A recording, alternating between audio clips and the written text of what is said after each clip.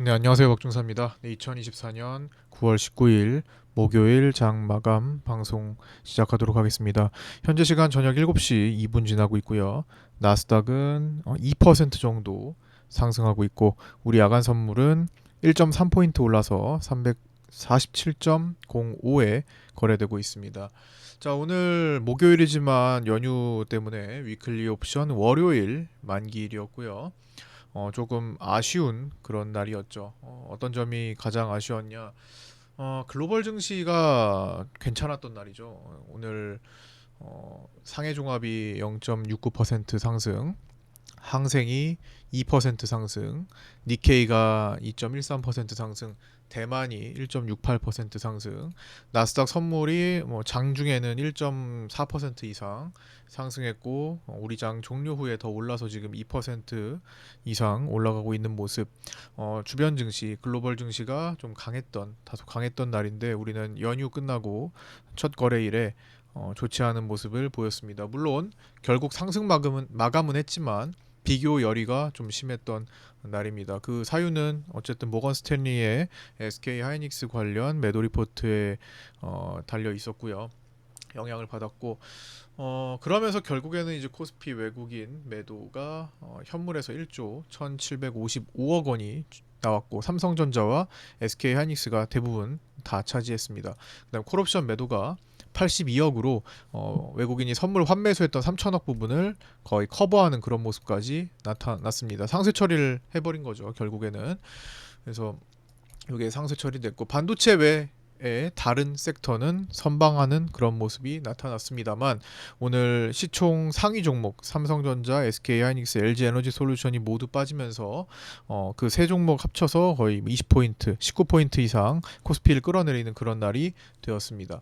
그래서 조금 전체적으로 아쉬운 그런 날이었고요. 아침에도 굉장히 놀랄 정도로 빠른 속도로 밀어냈던 그런 날이었습니다. 그래서 오늘 사실 굉장히 매매가 까다롭기도 했습니다. 너무 속도가 빨랐기 때문에 아침에 흐름을 잘 타지 않았으면은 아침에 매도 흐름을 잘 타지 못했으면은 좀 어려움이 있었던 날일 수 있을 것 같습니다. 그리고 다중 바닥이 아니라 외봉으로 또 매바닥으로 떨어졌기 때문에 다만 이제 오늘의 단기 흐름은 이래도 앞으로의 전체적인 종합 흐름에는 크게 바뀐 게 없다라는 생각을 하면서 앞으로 풀어가야 될 것 같습니다. 당장은요.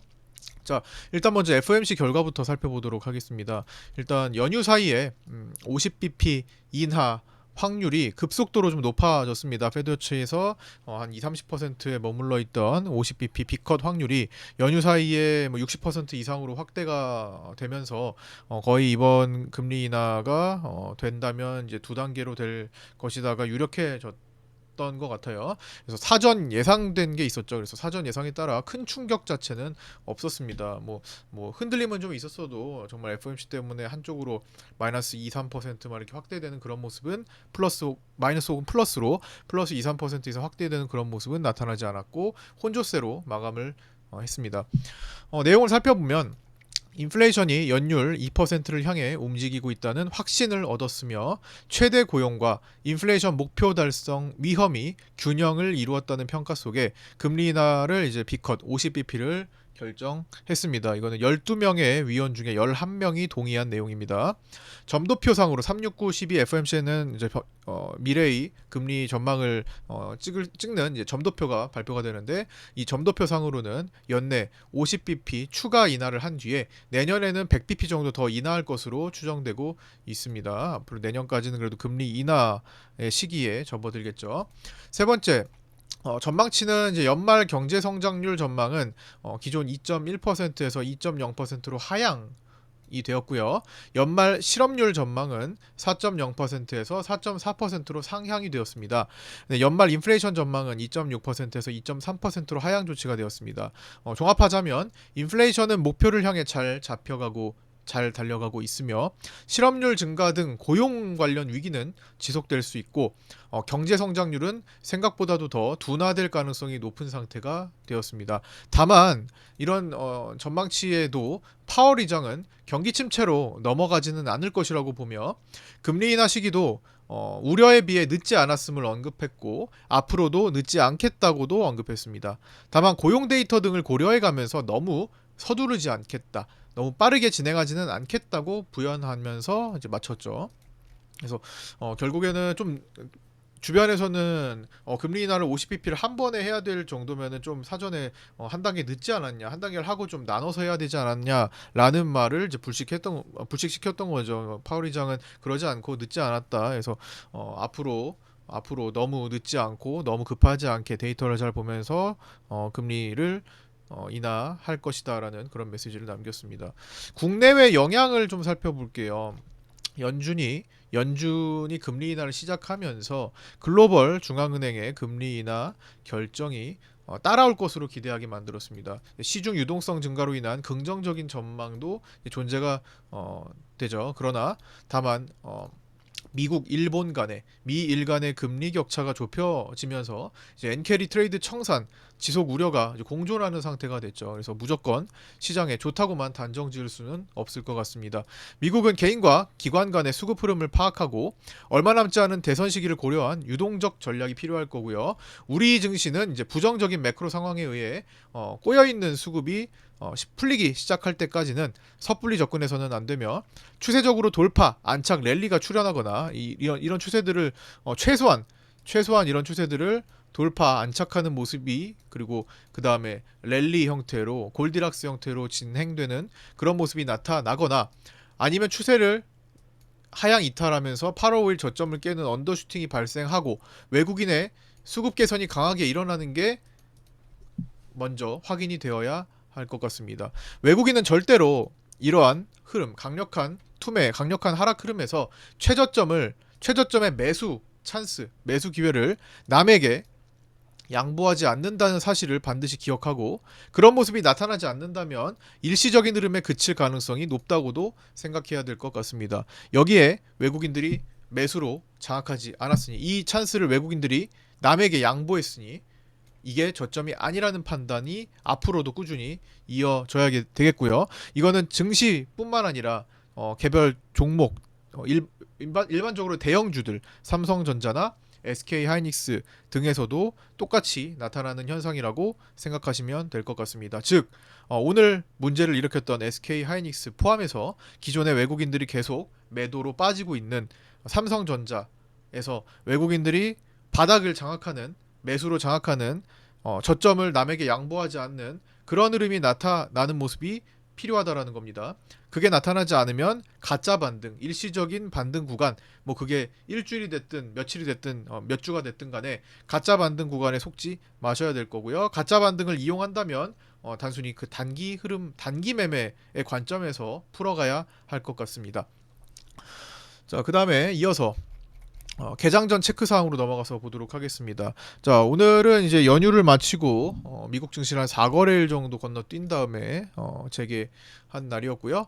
금리 인하가 이제 50bp가 결정돼서 추석 연휴 동안에 미 증시는 강한 상태에서 혼조세가 있었습니다. 일단 올라온 상태에서 혼조세가 있었는데 연속적으로 상승하거나 연속적으로 하락하지 않았기 때문에 양매수 효과는 거의 죽었죠. 오늘 시작하면서 거의 8, 90% 양쪽 다 떨어지면서 출발했고 뭐 장중에 이제 풋옵션 쪽과 콜옵션에서 이제 크게 움직임이 나타난 건 있습니다. 위클리 옵션 월요일 거 오늘 만기였던 월요일 위클리 옵션 340에서는 장 초반 최저점 대비 82배나 올라갔다가 그게 꽝이 되는 엄청난 변동성을 보였습니다. 자, 차트를 한번 보시면요. 위클리 옵션 340 자, 위클리 옵션 콜옵션 340에서 자, 차트를 보면서 이야기할게요. 자, 340콜 자, 요게 340 풋옵션이요. 위클리 340 풋옵션에서 요거죠. 예. 여기서 차트를 보시면 최저점 오늘 0.02에서 1.6포인트였나요? 1.64포인트 1.64포인트까지 82배가 올라가는 모습을 보였죠. 만약에 여기서 양매수를 했다면 340이 아니었더라도 그래도 최소한 뭐 5배 이상은 먹을 수 있는 그런 흐름이 나오긴 했습니다만, 어쨌든 뭐 굉장히 아침에 이제 하락 속도가 빨랐으니까 나타난 현상이고, 그 다음에 82배가 올랐던 게 꽝으로 마감을 하는, 0으로 마감을 하는 그런 엄청난 변동성을 보였습니다. 반대로 340 2.5, 342.5나 뭐 340 콜, 특히 이제 보면은 342.5 콜인데, 342.5 콜옵션에서는 오늘 장중 저점인 0.09 대비 고점까지 굉장히 많이 또 한 뭐 10배 이상, 11배 이렇게 올라가는 그런 모습이 나타났죠. 그래서 오늘은 양쪽으로 풋옵션에서도 큰 기회, 콜옵션에서도 큰 기회가 나타났던 그런 장세였는데, 저점 대비 이론적인 거였고요. 어쨌든 중요한 거는 기회가 될 때 빨리 빠져나오지 않으면 그게 옵션이 만기일에는 다시 0으로, 그게 얼마가 갔든 간에 0으로 끝날 수 있다라는 것을 또 한번 보여준 날이었습니다. 오늘 이제 월요일 위클리 옵션 340 풋옵션을 보면은 방금 전에 말씀드렸던 대로 장중에 80배 이상 갔지만 결국엔 그건 0으로 결제되는 그런 모습이에요. 그래서 충분히 기회를 줄 때 너무 욕심을 내지 않고 엑시트할 수가 있어야 되겠습니다. 특히 만기일에는요.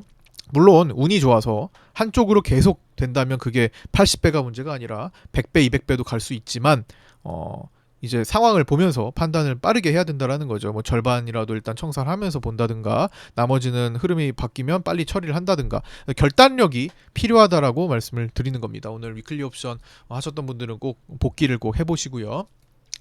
어쨌든 그런 만기일이었고, 오늘 개인은 아침에 콜옵션으로 쏠렸다가 콜옵션 위주의 양매수 마감을 했습니다. 345 위클리 콜을 살려주지 않는 정도의 반등 마감이었습니다. 345 위클리 콜 옵션이 개인 집중 형태였기 때문에 오늘 345 위클리 콜 차트를 보시면 요거 이 345 위클리 콜 개인들이 집중했던 이 옵션을 결국에 살려주지 않는 방향으로 갔던 거죠. 여기서 대부분 개인들이 샀으니까 이거를 끌어올리지 못하는 거예요. 그래서 제한적인 반등이 나타난 하루, 그러나 종가까지 꼬리를 잘 단 하루였습니다.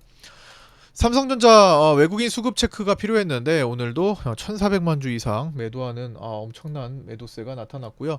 삼성전자의 수급 흐름을 보면은 9월 들어서 9월 2일 제외한 모든 날들이 다 대량 매도로 마감을 했습니다. 그렇죠. 보시면 9월 3일 580만 주 마감 매도부터 해가지고 9월 19일 1462만 주 마감까지 계속 줄곧 대량 매도세만 보이고 있습니다. 내일은 조금 진정이 되길 바라면서, 오늘은 그래도 금융투자가 또 받아준 모습이었고, 외국계 프로그램이 오늘은 그래도 삼성전자가 싸다 63,000원 밑에서는 외국계 프로그램도 좀 들어오는 그런 모습이었기 때문에 조금 이제는 진정이 한번 됐다가 움직이지 않을까 생각도 좀 해보지만, 여전히 반도체 쪽을 때리는 외국인 증권사는 정말 압박이 좀 심한 그런 모습을 나타내고 있습니다. 오늘 하이닉스에 보여준 모건 스탠리의 전략도 마찬가지죠. 관점도. 그다음 프로그램 매동 체크를 해야 했는데 오늘은 좀 보합선에서 끝난 것 같아요. 매도 161억으로 끝났는데 매도를 크게 하다가 삼성전자 중심으로 다시 회복되면서 마쳤습니다. 환율 체크, 오늘 환율은 0.4% 하락했고요. BOE 통화정책회의가 잠시 후 8시에 있습니다. 오늘 위클리 옵션 목요일인데 위클리 옵션 월요일 만기일이었잖아요. 근데 이제 그러면서 연휴가 지나면서 오늘 목요일에는 두 가지 위클리 옵션이 동시에 상장했습니다. 짧은 3거래일밖에 되지 않는 3거래일짜리 단기 위클리 옵션이 23일 만기인 위클리 옵션이 지금 상장이 됐고요. 그 다음에 다음 주 목요일 6거래일짜리 위클리 옵션이 오늘 동시에 상장했습니다. 상대적으로 3일밖에 안 남은 위클리 월요일 옵션이 더 낮게 그 가격이 더 낮게 상장을 했으면 하고, 또 더 빠르게 프리가 깎이겠죠. 그래서 이렇게 동시에 상장할 수도 있다라는 것을 체크를 해보시고요.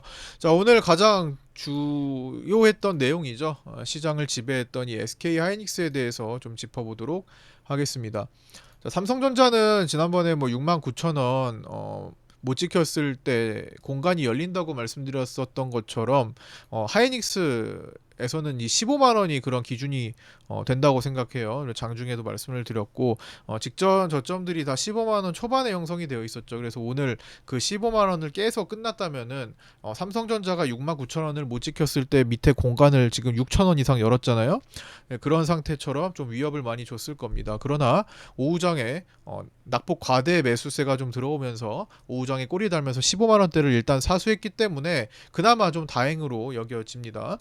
어쨌든 모건 스탠리가 SK 하이닉스 목표 주가를 26만 원에서 12만 원으로 하향 조정하면서 모건 스탠리 자체에서도 기존에 100만 주 정도 매도가 나온 것 이후로 오늘만 167만 주를 또 추가 매도하는 모습이 나타났고요.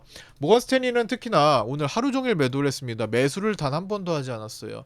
보시다시피 SK 하이닉스 주가가 내려갈 때와 올라갈 때 반등할 때 모두 모건 스탠리는 오늘 줄곧 매도만 했습니다. 자, 10시 57분 하이닉스가 최저점을 찍던 당시까지 모건 스탠리는 강한 각도로 매도를 했고요. 10시 57분 저점을 찍고 돌릴 때 저점 매수세가 저가 매수세가 반발 매수세가 좀 들어오는 시간에는 약한 매도를 보였습니다. 매도를 하되 아침에 2시간보다는 좀 덜 누른다라는 거죠. 아침 2시간은 좀 세게 눌렀다면 나머지 4시간 이상은 이제 약한 매도로서 반발 매수가 힘이 더 작용을 하는 모습이 나타났습니다. 결국에는 오늘 SK 하이닉스 반등 자체를 모건 스탠리 등 외국인들이 만든 게 아니라는 거죠. 반대로 이걸 외국인과 반대쪽에서 싸다고 느끼는 누군가의 매수가 강하게 나타났던 모습이고, 그거는 국내 기관들과 오늘 다올투자증권에서는 SK 하이닉스의 전망치를 그대로 유지하고 목표도 32만 원 정도로 그냥 유지를 했죠. 그런 식으로 국내 기관들은 SK 하이닉스가 너무 과하다 라고 보면서 들어왔고, 거기에 맞춰서 이제 굵직한 개인들도 같이 함께 받아주면서 오늘 꼬리를 달았던 거죠. 그러나 정작 문제를 일으켰던 모건 스탠리는 오늘 전혀 사는 모습을 나타내지 않았습니다. 결국 사고 친 자가 이 매듭을 풀어줘야 하는데, 모건 스탠리가 결국에는 다시 매수해줄 때까지, 환매수해줄 때까지 우리는 조심해서 살펴봐야 될 것 같고요. 그 외에 그런 상황이 나타나지 않는다면 일시적인 미봉책일 가능성이 높다라는 관점 말씀드리도록 하겠습니다. 자, 모건 스탠리 리포트를 좀 살펴보면요. 기존에 좀 과거의 내용 좀 볼게요. 21년 8월에는요.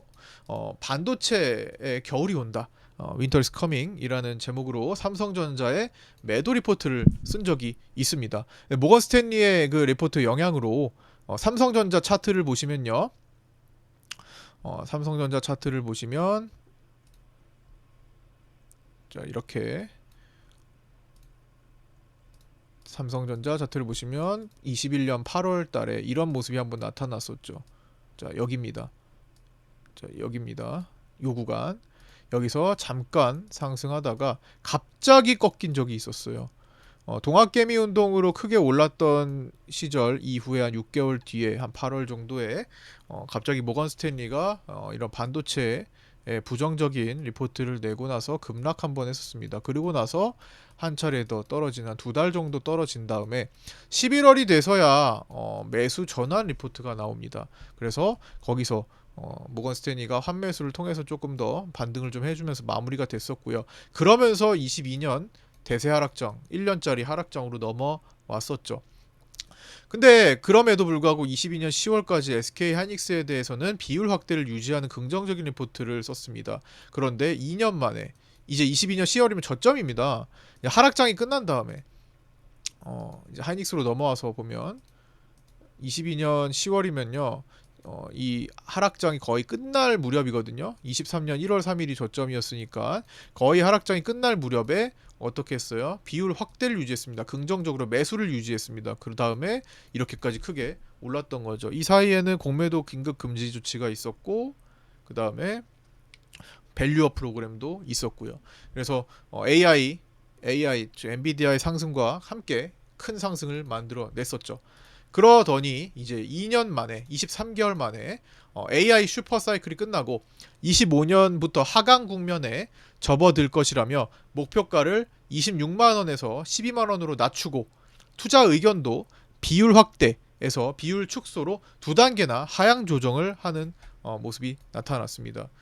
모건 스탠리가 이 수급난을 해소시켜 줄 때까지는 반등이 나와도 단기적인 일시적인 반등일 가능성이 높으며, 모건 스탠리의 전망대로 내년도에 부담을 안고 4분기까지 하락 추세가 이어질 가능성도 배제할 수 없습니다. 내년도에 이제 부담을 느끼는 것을 올해 4분기에 주가로서 움직인다라는 거죠. 그래서 지금 SK 하이닉스에도 형성된 이 하방 추세가 또 넘어갈 때까지는 보수적으로 봐야 될 것 같은 그런 그림이 또 연출이 되고 있습니다. 오늘 밑꼬리 달았으니까 올라가는 거 아니에요? 그러면 일시적으로 올라갈 수도 있겠죠. 나스닥도 강하고, 나스닥이 끝까지 강한 상태가 유지된다면 내일 또 갭 띄어가지고 또 시도할 수는 있겠죠. 그러나 추세 완전히 넘어갈 때까지는 같은 선상에서 놓여있는 상황이라고 보여집니다. 그러나 모건 스탠리가 풀어주면 괜찮겠죠. 단 21년 11월처럼 요 사이죠. 요 사이에 잠깐 모건 스탠리에서 해당 리포트의 관점을 단기 철회하고 매수 포지션을 살짝 잡아주기 시작한다면, 그때처럼요. 그때 반등을 넘어 상승 추세로 전환이 살짝 만들어질 수도 있을 겁니다. 이제 그런 상황이 연출되기 전까지는 함부로 판단해서는 안 된다라는 거죠.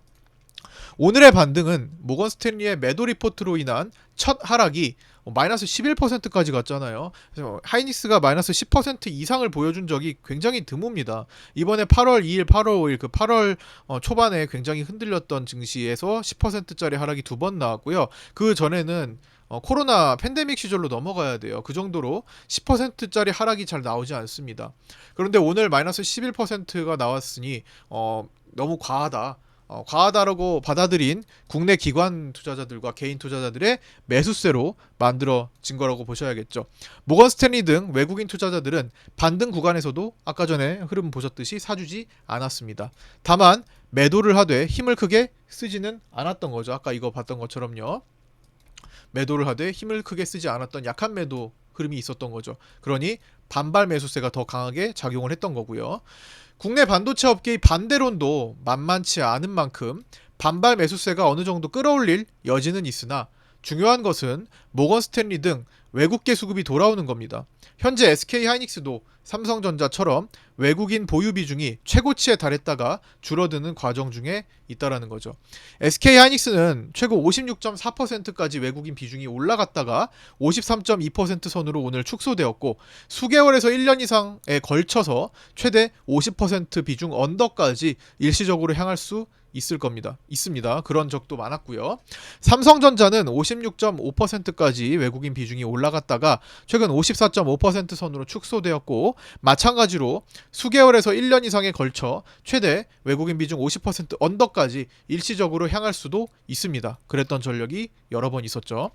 그래서 외국인 비중, 그 다음에 모건 스탠리가 오늘 매도 리포트를 낸 이후에 처음으로 많이 팔았는데, 앞으로 갑자기 하루아침에 그 관점을 뒤바꿀 수는 없겠죠. 물론 그렇다면 진짜 모건 스탠리는 진짜 장난질이 너무 심한 거고, 어쨌든 자신들이 어떤 리포트를 낸 다음에 한동안은 어느 정도 유지할 거고, 이번에 준비된 매도 물량이 얼마나 될지 우리는 가늠할 수 없습니다. 그동안에 외국인들은 삼성전자와 하이닉스를 너무나 많이 사왔기 때문에 어느 정도 매도를 하고 돌릴지는 알 수 없어요. 그래서 단기적인 흐름과 전체적인 추세를 꼭 구분해서 살펴야 되겠습니다.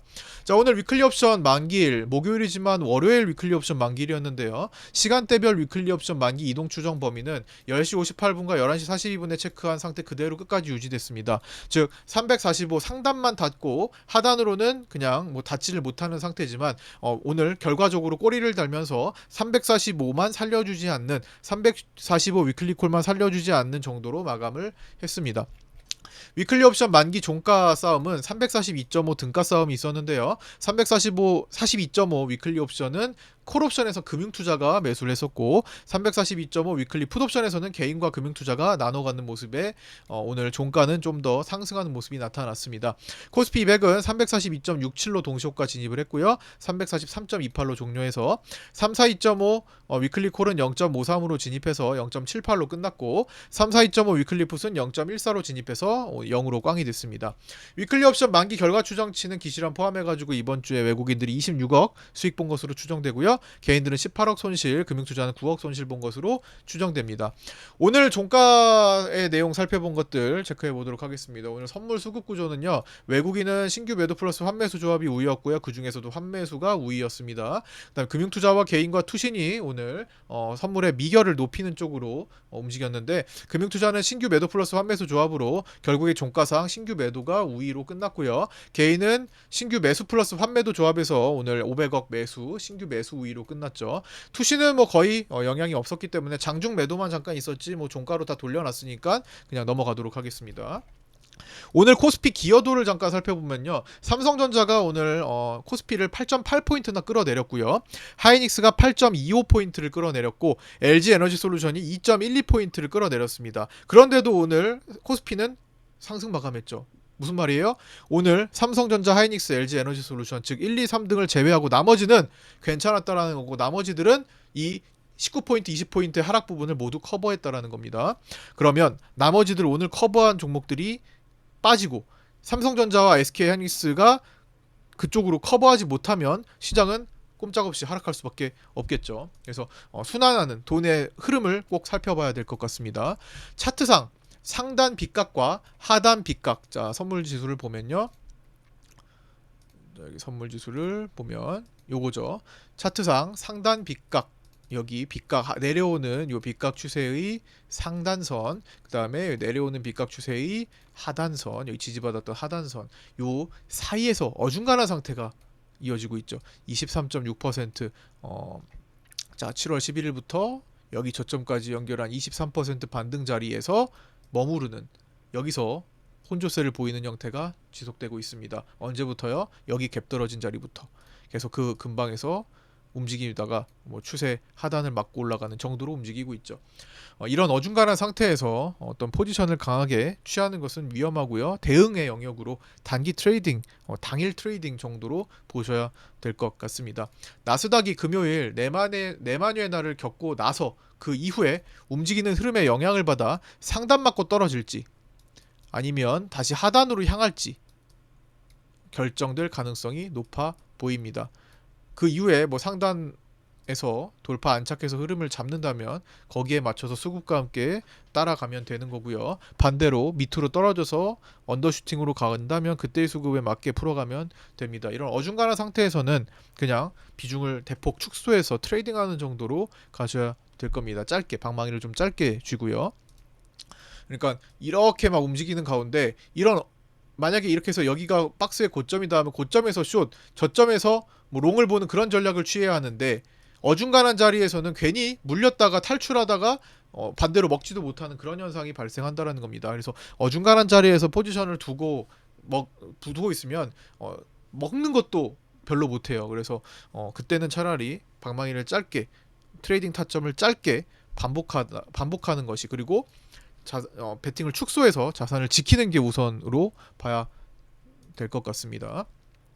당장은 FOMC 결과로 인해 금리 인하는 주식시장의 호재라는 이론상의 흐름이 맞아 떨어지고 있지만 나스닥이 지금 2% 올라가고 있기 때문에 그러나 이제 50bp 비컷을 단행한 것 자체로도 경기 침체 우려가 인정되고 있는 부분이라고도 볼 수 있기 때문에 갑작스러운 돌발 흐름이 나올 가능성을 배제할 수 없습니다. 이 경우는 22년도에 많이 나타났었죠. FOMC 한 다음에 상승했다가 갑자기 급락하고 이런 것들을 많이 보여줬죠. 22년도에 금리 인상을 2단계, 3단계씩 결정했을 때처럼 비슷한 현상이 나타날 수도 있다는 겁니다.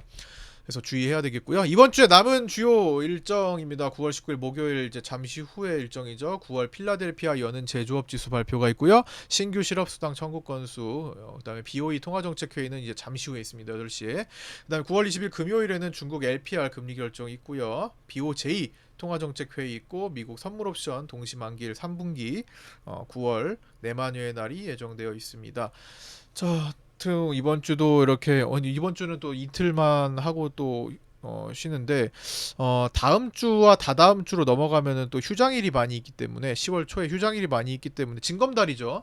그때 또 위클리 옵션에서 또 어려운 흐름이 또 예상이 됩니다. 그래서 항상 어떤 강력한 추세와 흐름이 잡히기 전까지, 지금이야 뭐 하방 추세니까 사실 뭐 물려도 어느 쪽으로 물리는 게 나은지는 이제 추세를 보면 되잖아요. 근데 뭐 추세가 이제 뒤바뀌는 걸 기다린다든가 하시는 분들은 어떤 흐름이 잡히면 좀 공략하시기 바라고, 하방 추세를 이용하시는 분들은 어중간한 자리에서는 좀 축소, 그다음에 타점이다라고 생각되는 자리에서 좀 축소했던 거를 좀 풀면서 공격해보는 그런 전략도 괜찮을 것 같습니다. 자, 오늘 여기까지 마치고요. 구독자 정보 공유방에 안 들어오신 신규 구독자분들께서는 댓글에 있는 상담 문의방으로 신청하셔서 입장하셔서 함께 공부하셨으면 좋겠습니다. 구독과 좋아요, 알림 설정도 부탁드리고요. 저는 내일 아침 8시 20분에 유튜브 라이브 방송에서 찾아뵙도록 하겠습니다. 끝까지 시청해주셔서 감사드립니다.